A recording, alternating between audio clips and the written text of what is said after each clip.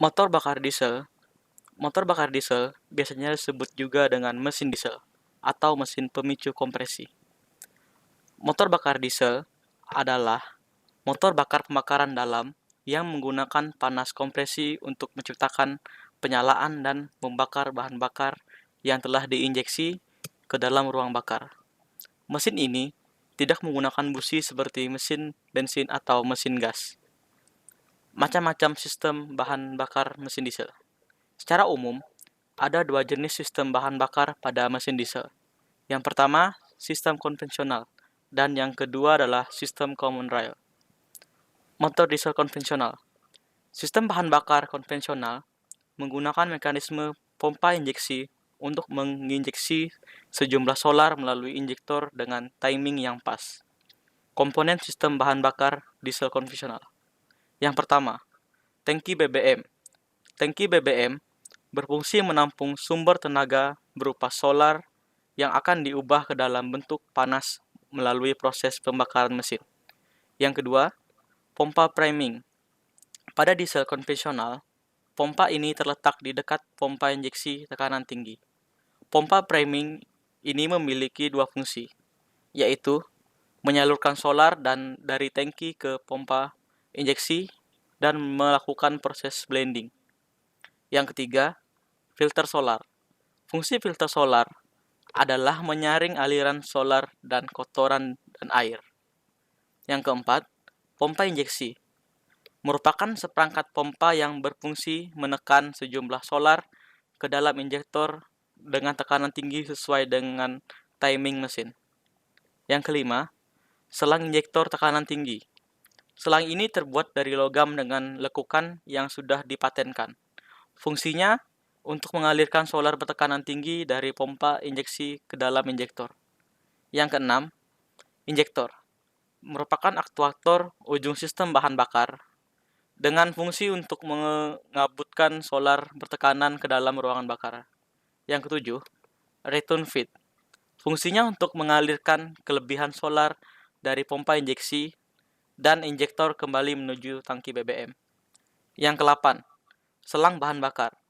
Selang ini terbuat dari karet biasa seperti selang bahan bakar pada umumnya dengan fungsi sebagai media pengaliran solar dari tangki ke pompa injeksi. Cara kerja mesin diesel konvensional. Yang pertama, saat mesin start, maka engkol mesin akan berputar. Putaran engkol akan disalurkan ke poros nok pompa melalui sebuah timing chain. Yang kedua, putaran nok akan menggerakkan pompa priming sehingga solar dari tangki tersedot naik melalui selang bahan bakar melewati saringan solar dan masuk ke pompa injeksi. Yang ketiga, di lain sisi, poros nok pompa injeksi juga akan mendorong plunger secara tiba-tiba, sehingga bahan bakar yang masuk ke pompa injeksi akan tertekan oleh plunger melewati delivery valve masuk ke selang injektor. Yang keempat, delivery valve merupakan bagian dari pompa injeksi yang berfungsi menahan tekanan solar dari sisi injektor. Yang kelima, tekanan solar tersebut mendorong solar yang sebelumnya sudah standby di dalam injektor sehingga akan keluar dalam bentuk kabutan. Sistem kerja bahan bakar diesel menggunakan pompa injeksi tipe inline. Secara umum, ada 3 jenis sistem pompa injeksi pada mesin diesel konvensional, yaitu yang pertama tipe inline, yang kedua tipe distributor, yang ketiga tipe pneumatik. Pada tipe distributor, sebenarnya sama saja seperti tipe inline, namun perbedaan terletak pada bentuk pompa yang melingkar. Keberadaan poros nok juga digantikan dengan sebuah poros dengan pembagian tekanan secara rotary. Sementara pada jenis pompa pneumatik, hampir sama seperti pompa inline. Namun, pada pompa ini, biasanya juga dilengkapi dengan katup gas untuk mengatur pasokan udara intake. Common rail atau injeksi rel bersama adalah salah satu sistem metode injeksi bahan bakar ke dalam ruang bakar dengan sistem penghasil tekanan ditempatkan terpisah dari injektor. Tentunya jika sebuah kendaraan yang menggunakan metode ini akan menyediakan sebuah pompa yang akan mendistribusikan bahan bakar dalam tekanan tinggi. Tekanan yang dibutuhkan kurang lebih dari 1600 sampai 2000 bar. tentunya lebih tinggi dibandingkan dengan model mesin diesel konvensional yang hanya membutuhkan tekanan 176 sampai 225 bar. Jika sebuah mesin diesel menggunakan metode common rail ini, tentunya bahan bakar akan lebih irit. Hal ini dapat dilihat dari bus Hino RN 285 generasi terbaru. Sebagai pengontrol semprotan bahan bakar ke ruang bakar, maka dikendalikan dengan ECU. Dengan ECU sensor akan membawa semua komponen mulai dari waktu injakan pedal gas, RPM mesin, panas mesin, dan lain-lain. Diatur oleh sensor itu sendiri. Sehingga banyak solar yang disemprotkan ke ruang bakar akan diatur oleh ECU, sehingga menghasilkan konsumsi bahan bakar yang lebih hemat. Keuntungan common rail. Pertama, hemat bahan bakar. Kedua, emisi gas buang rendah. Ketiga, tenaga besar. Keempat, getaran lebih halus. Kelima, tidak berisik.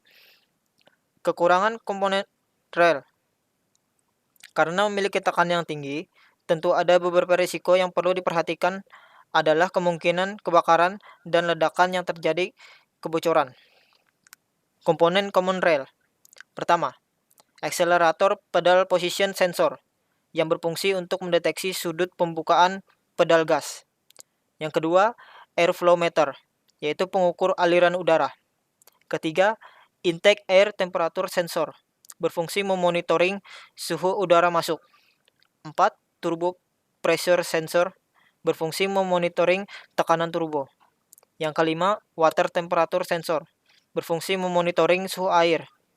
Yang keenam, crankshaft position sensor, berfungsi mendeteksi sudut putaran crankshaft.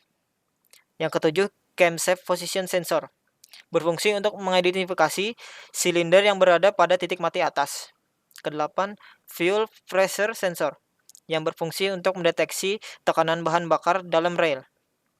Yang kesembilan ada suction control valve, berfungsi untuk mengontrol jumlah bahan bakar yang akan masuk ke supply pump.